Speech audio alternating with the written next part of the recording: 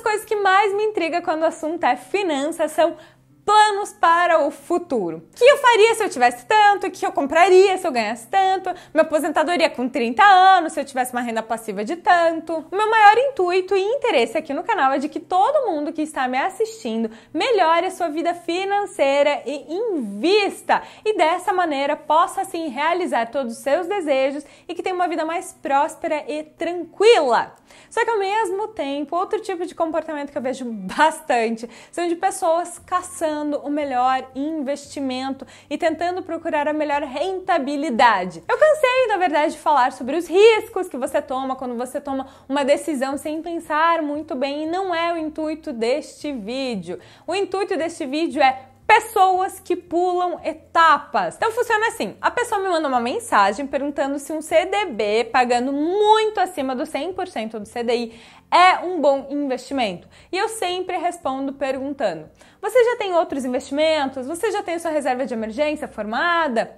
Infelizmente, a maioria das respostas são não. Então que fique bem claro, eu não sou absolutamente nada contra investimentos com maior risco. Você comprar debênture ou até mesmo você querer começar a fazer trade. O problema é quando a pessoa consegue somente enxergar um futuro lindo e brilhante, com alta rentabilidade, mas ela não consegue perceber que no presente ela está pulando várias etapas. Esse vídeo então é justamente sobre isso, as 8 etapas que você precisa passar antes de pensar em uma grande rentabilidade ou criar grandes sonhos para o seu futuro pensando em uma renda passiva. Neste vídeo eu vou te mostrar os 8 passos para você se tornar um investidor mais consciente e pé no chão. Primeiro passo é você não ter dívidas. Não adianta você vir aqui e dizer que é um grande investimento que vai te render muito.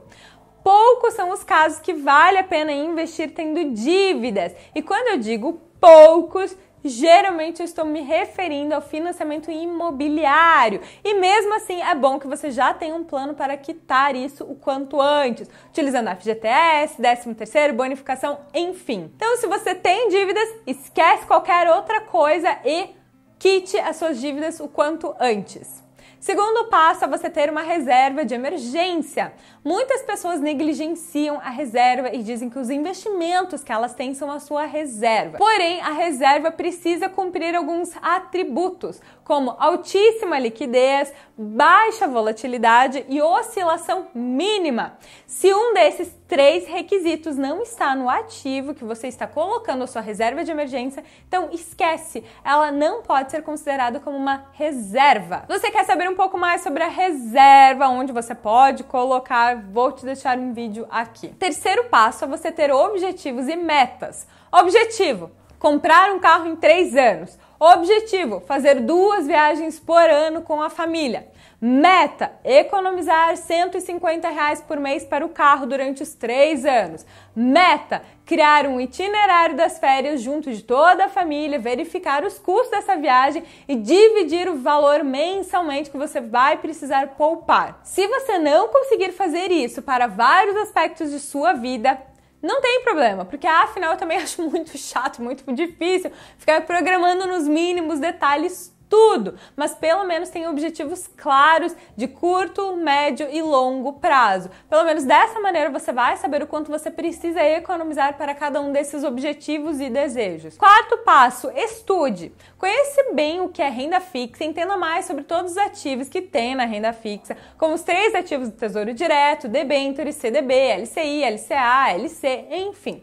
Tudo que você conseguir estudar vai te facilitar sim, antes de você começar a investir o seu dinheiro. Quinto passo, invista em investimentos com uma alta liquidez e baixo risco. Apesar desse investimento ser muito similar à sua reserva de emergência e você queira começar já com ativos mais agressivos, não faça isso. Comece com ativos mais seguros, justamente para você conhecer o seu perfil de investidor e saber como você lida com as oscilações de mercado. Sexto passo, diversifique em outros ativos, ainda seguros, mas um pouco mais arriscados que seu primeiro investimento. Então, digamos que você investiu primeiramente em Selic e depois em IPCA. Você quer um pouco mais de risco para a sua carteira e não quer mais continuar investindo somente em Selic e IPCA, não tem problema. Comece a ver os outros investimentos de renda fixa e veja o que é um pouquinho mais arriscado, o que você aguenta, o que seu estômago aceita que você comece a investir. Sétimo passo, estude renda variável. Saiba exatamente o que é a renda variável, conheça os ativos de renda variável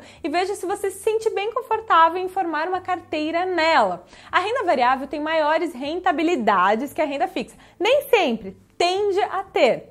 Porém, os riscos também são bem maiores e por isso você precisa estudar bastante antes de pensar em colocar o seu rico dinheirinho lá. Oitavo passo, você diversificou bastante já os seus investimentos, já tem renda fixa, já se sentiu bem, colocou na renda variável também, já está com a sua reserva de emergência bem formada, não tem dívida nenhuma, está conseguindo poupar mensalmente um valor legal e agora é a hora de você pensar se vale o risco de você tomar alguns investimentos mais agressivos ou um pouco mais arriscados, como, por exemplo, um CDB pagando um valor altíssimo de um banco menor, ou pensar em uma debenture, ou se você quiser começar a se arriscar no trade, não tem problema nenhum. Portanto, que você já tenha cumprido todos os outros requisitos anteriores e que você não tenha que retirar valor nenhum dos seus investimentos já feitos para poder fazer esse tipo de coisa. O risco que você vai tomar é bastante grande e por isso não é nada interessante você trocar o que é certo pelo duvidoso. Portanto, eu repito, se você quer tomar um tipo de risco maior, se você quer começar a se arriscar mais no mundo dos investimentos, não vejo problema nenhum. Eu sempre até aconselho as pessoas a fazerem isso.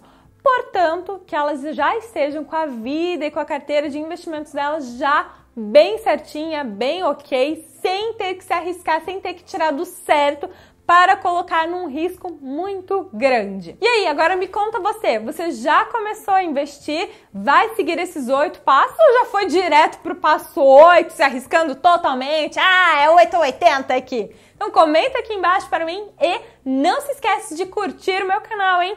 Beijo, até mais! Eu sempre respondo.